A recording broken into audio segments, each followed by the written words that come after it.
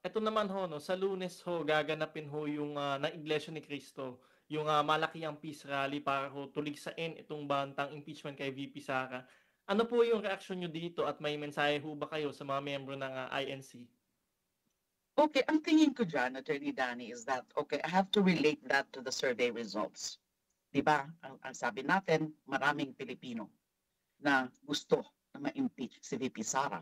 So we can say that that is currently the pulse of the people na pwede pang madagdagan, lalo na pag mag-umpisa na yung impeachment proceedings. Now, syempre yung INC, of course, karapatan naman nila yan kung gusto talaga nila magkaroon ng ganyan, mga rally.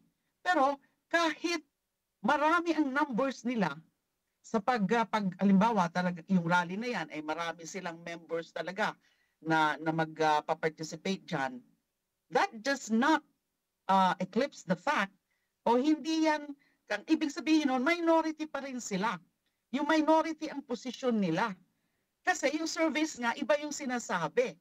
So gaano man kalaki, halimbawa malaki talaga magiging rally ng INC, magmo-mobilize sila. That does not mean that that is really the wish of the majority, because the survey results show otherwise.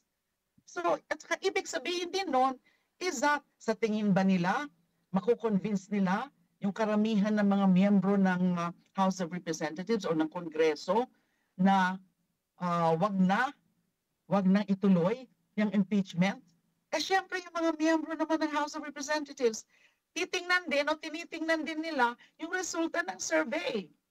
Makikita nila na mas marami yung gusto, lalo na yun sa Northern Luzon and Southern Luzon, 50% or 52% yung gusto ng impeachment.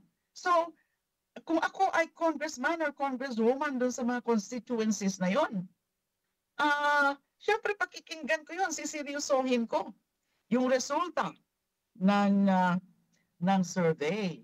So it doesn't mean that just because there is a religious bloc na gagawa ng ganyan rally, at kahit gaano sila kalaki dyan, karami dyan, hindi pa rin yan yung gusto ng karamihan ng Pilipino. So yun ang aking pananaw dyan, Attorney Danny.